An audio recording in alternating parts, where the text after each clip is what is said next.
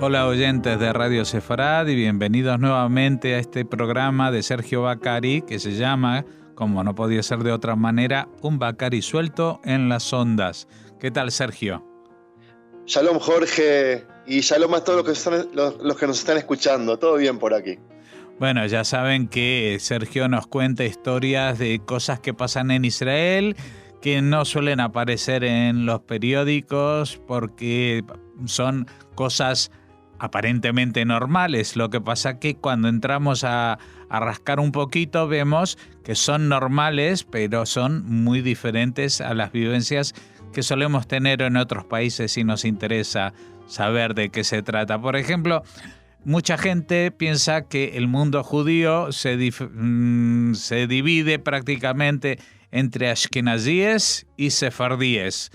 Y sin embargo en Israel todo el mundo tiene claro que aparte hay una categoría muy especial y que cada vez cobra más independencia, que son los Mizrahim, los judíos orientales, los judíos que han vivido durante la diáspora en países árabes y que no necesariamente son originarios de España o Portugal, ¿no?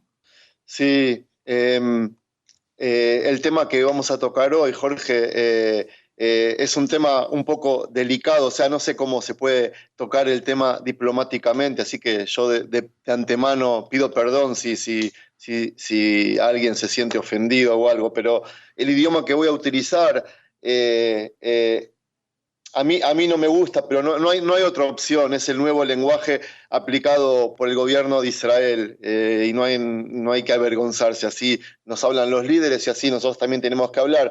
Cuando en Israel nos referimos a los judíos occidentales, vendrían a ser los Ashkenazim, incluimos en ellos a los judíos europeos de Occidente, pero también a los rusos o a los que vienen de Ucrania, aunque ellos están en el este, digamos, de Israel. Y cuando, como decías, los judíos orientales o los Mizrahim son los que llegaron de países árabes, ya sea de Asia o del occidente, de África. Se les llama orientales también a los que vienen de Marruecos, por ejemplo, que está al oeste de Israel. Pero bueno, hay que generalizar, aunque no nos guste, hay que hablar sobre orígenes y hay que hacer selecciones y así vamos a poder entender el tema también. Solo quiero decirte que gente como yo, que mis padres son sirios, pero yo soy nacido en Sudamérica, no tenemos una definición. No soy ni mizrahi ni ashkenazí, digamos, estoy en el medio y cuando me quieren calificar no saben lo que hacer conmigo o con gente como yo. Yo tengo un nombre para proponerte, ¿eh? No. Sudrají. Buena idea.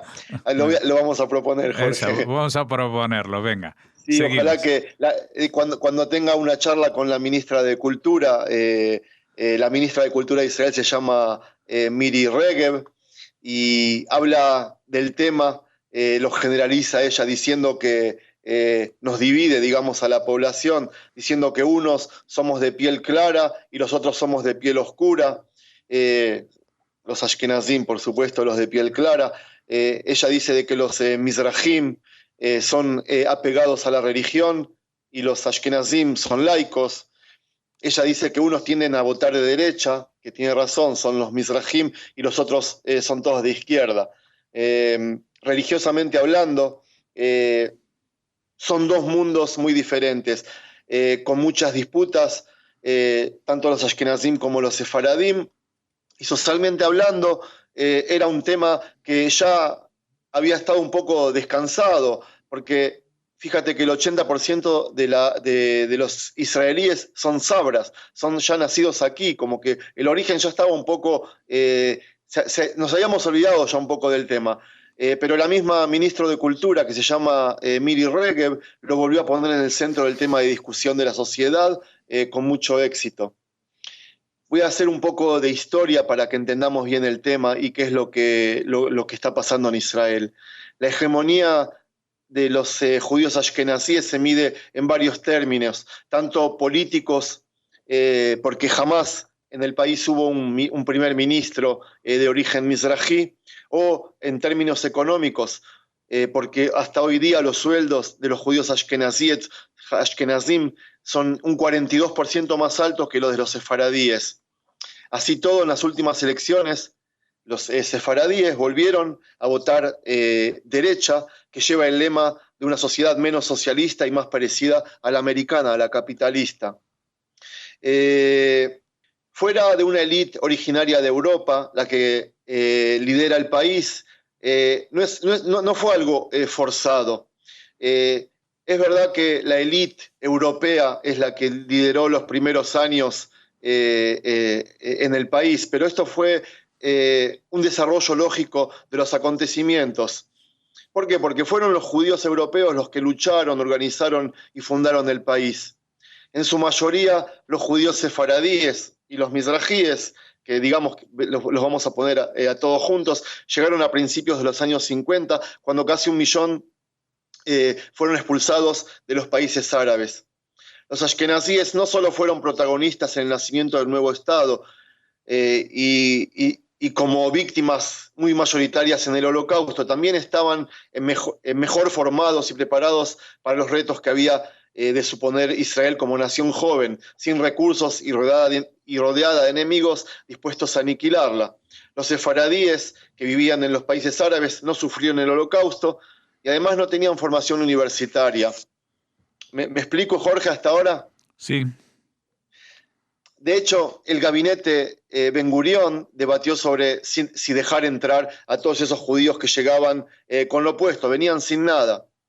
Recién salida de una guerra, la guerra de la independencia, que duró hasta fines del año 48, que acabó con el 1% de la población que había en Israel. En un régimen económico autárquico y socialista, el país podría haber colapsado con la llegada tan masiva de refugiados, de esos que venían de los países árabes. Pero una vez más, las decisiones del viejo del Zakenes Ben Gurión, marcaron el destino de Israel y con la distancia temporal adecuada se demostraron que esas decisiones fueron acertadas. Los judíos de origen oriental siempre se quejaron que su patrimonio, su historia, su cultura y su folclore fue dejado de lado por parte de las fuentes oficiales, que le dieron absoluta prioridad a los valores de los judíos occidentales. Todos conocen la historia de la parte occidental de los judíos, creo que ya lo hablamos en uno que otro programa. Todos conocen el Holocausto, todos saben que son los hasídicos, los pogroms o las persecuciones que tuvieron los judíos de Europa. Pero muy pocos conocen la parte oriental del cuento judío, de la historia judía. La de los judíos que sobrevivieron en Irak, en Irán, en Grecia, en Yemen, en Túnez, en Marruecos, en Libia, en Egipto, en Siria, mis antepasados, de Turquía o incluso los de Etiopía. El movimiento sionista tiene 120 años, el Estado de Israel tiene solo 70 años, y los primeros 80 años de estos 120 que estoy nombrando de vida, estuvo la sociedad de Palestina o la de Israel, gobernada por partidos de izquierda ashkenazíes, más identificados con la cultura occidental.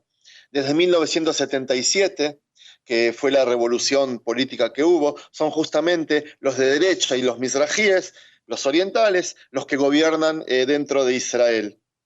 Les llevó 40 años, pero este gobierno se puso como meta una revolución cultural desde sus raíces. Y si los judíos de Occidente tuvieron su holocausto, los de Oriente también fueron perseguidos y castigados a través de los siglos. Y eso es lo que nos intentan contar en los últimos 40 años. La revolución, como te dije antes, la lidera la ministra de Cultura y Deporte, que se llama Miri Regev, y hizo de este tema su agenda política, agenda, o sea, es lo que ella intenta hacer desde su TIC, desde su ministerio, digamos. Uh-huh. Y a todos los presupuestos tradicionales ella les dio otra prioridad. Podemos estar de acuerdo o no, pero ahora las radios pasan el 80% de música oriental o mediterránea, como se le dice ahora, ya que quienes promueven ese estilo de música reciben presupuestos oficiales. Lo mismo pasa en el cine, lo mismo pasa en el teatro, la academia, la escritura y hasta el deporte, aunque siempre se caracterizó por ser exclusivo de los entre comillas, orientales. Hay muchas ramas, como el ajedrez o el básquet, que casi no participaban los judíos de origen oriental. Y últimamente esos deportes o que están desapareciendo, que están recibiendo muchísimo menos presupuesto oficial que recibían mucho antes. Hace un par de años, este gobierno de Netanyahu fundó una comisión que se llamó Bitton. Bitton es el apellido de Erez Bitton, digamos, el que la levantó, con la condición de el objetivo de reforzar la identidad judía oriental dentro de los programas de estudio. Y Erez Bitton propuso una serie de recomendaciones al ministro de Educación, que se llama Naftali Bennett. La intención de esta comisión fue recibir ideas de cómo enriquecer los programas de estudio de historia, literatura y en marcos informales para balancear la proporción del patrimonio con el que se educó desde la creación del Estado hasta ahora a la población judía de Israel. La intención del programa es intensificar la sensación de unión en el pueblo. Las recomendaciones se publicaron hace 8 meses o 10 meses y, como dije, ya comenzaron a aplicarlas. Los principales puntos que esta comisión Bitton le propuso al gobierno y que, como te dije, empezaron a aplicarlas, fueron las siguientes. Actualización de los libros de estudio en el sistema educativo en lo relacionado a la historia de los judíos de España y creación de estudios obligatorios acerca de escritores y poetas de origen oriental. Esto fue un cambio rotundo en los programas de estudios. Ellos recomiendan estudios obligatorios sobre la historia de los judíos de Oriente, por supuesto, creación de programas de televisión en el canal educativo para que chicos, paralelos a los que se hicieron si antes habían programas de televisión que se hacían sobre los sobrevivientes del Holocausto, por dar un ejemplo, y los pioneros que llegaron de Israel desde Occidente, esta vez quieren que se recalquen esos programas para chicos la contribución cultural de los judíos de España al movimiento sionista. Hablo de los judíos de España de la Inquisición, o sea, y para dónde después se fueron esparciendo. En las comisiones que redactan los programas de estudio habrá representación de judíos orientales, también en los directorios de las universidades.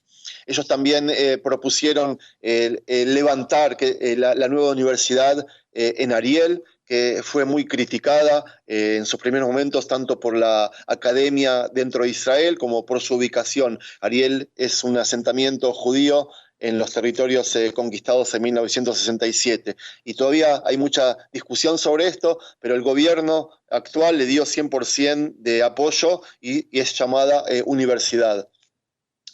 Fundación de una nueva carrera universitaria humanística en el campo de los judíos orientales, que dejó de existir hace unos años, o sea, revivirla, esa carrera. Ellos recomiendan la fundación de un museo paralelo al del Holocausto, sobre las raíces y el patrimonio de los judíos orientales. Ellos recomendaron una vez al año durante los meses de noviembre que se estudie intensivamente durante una semana y en todas las instituciones educativas acerca del judaísmo oriental. Esto es lo que a mí más me llamó la atención y todavía hay discusión en esto dentro de la sociedad israelí. Ellos dicen que paralelamente a los viajes a Polonia, los viajes a Polonia son los de la Marcha de la Vida que se hacen en los colegios secundarios. Ellos creen de que hay que organizar ahora paseos educativos paralelos a los países balcánicos, a España y a Marruecos, con la misma intención de estudiar sobre el pasado de los judíos, no solo de los ashkenazíes que pasó en el Holocausto, sino usar los mismos presupuestos o organizar paseos educativos también a esos países que nombré. Y por último dicen hacerles honor a personalidades de origen oriental, poniendo en su honor más nombres en las calles y en institutos. Para terminar, Jorge, te cuento que el resultado de esas recomendaciones los estamos viendo y sintiendo a diario. Se siente en todos los campos, pero en especial en los de educación y de cultura, que el cambio o la forma que lo están haciendo es brutal. El trabajo que están haciendo es más visto, es lo más visto que se está viendo hoy por todo el trabajo que está haciendo el gobierno actual. Tengo unos ejemplos pequeños dentro de poco vamos a festejar los 70 años de Israel y la que eligieron para que cante la canción principal es una chica de origen mizrahi, Eden Ben-Zaken, que es el símbolo, digamos, de la música mizrahi contemporánea.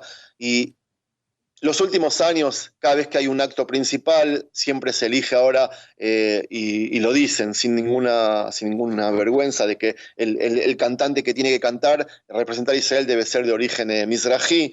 Los premios de Israel nombraron esta semana a David Levy, que también es una persona que representa a toda la lucha de los mizrahíes a través de la historia. Él fue un político muy importante, el símbolo de las burlas de los ashkenazíes hacia él, y bueno, ahora él va a ser el que reciba el premio de Israel. Miriam Pérez, que también es una persona de origen oriental, que tuvo 2 hijos que se le murieron en las últimas guerras.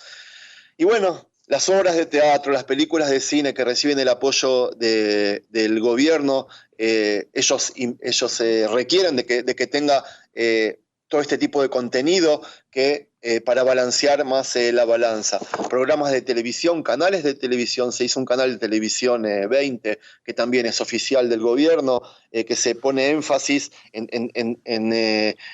en todo lo que tiene que ver con la cultura oriental. Y bueno, hablando de la radio, de la televisión, como te dije antes, y eso es lo que estamos viendo ahora. Y bueno, quizás tengan razón, quizás no, pero es la realidad de Israel, Jorge, de los últimos 2 años por lo menos.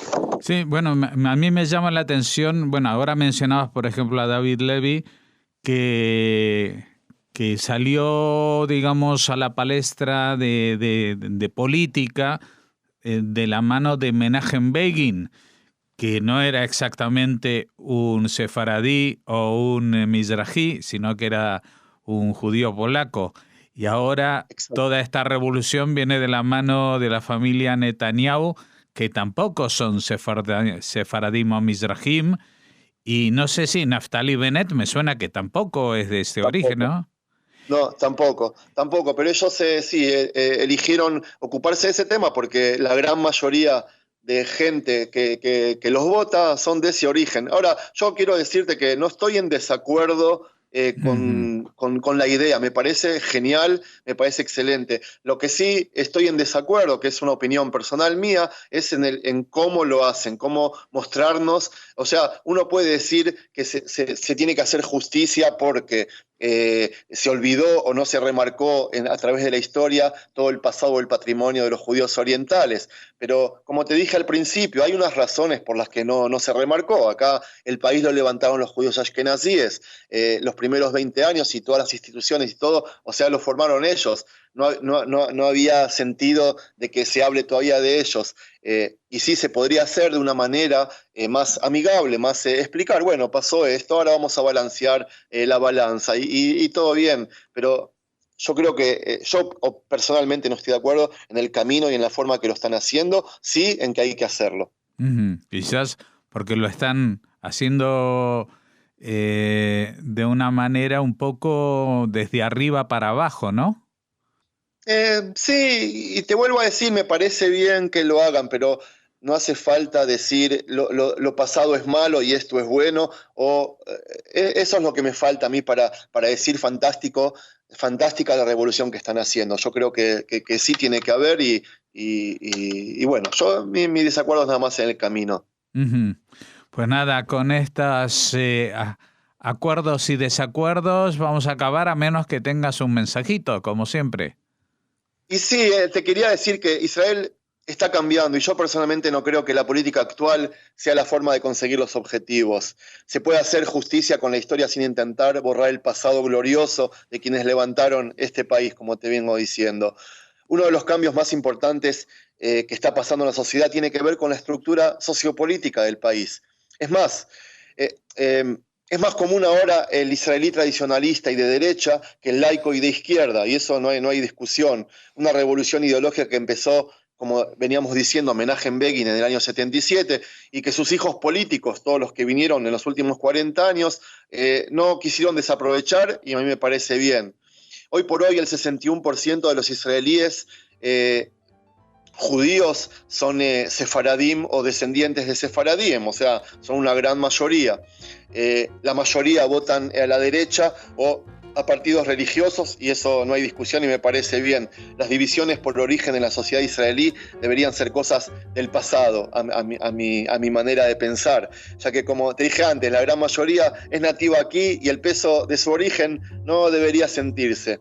Pero bueno, yo creo que la superación completa va a llegar cuando un judío de origen sefaradí o mizrají llegue a ser primer ministro. Estoy seguro que no nos va a llevar tanto tiempo, no la cantidad que le llevó a Obama llegar a ser presidente en Estados Unidos. Yo creo que aquel día llegará, y supongo que este programa que estamos grabando ahora ya va a pasar a ser intrascendente. Bueno, Jorge, me alegro muchas gracias. Que hablamos, y la próxima semana volvemos a hacer otro programa.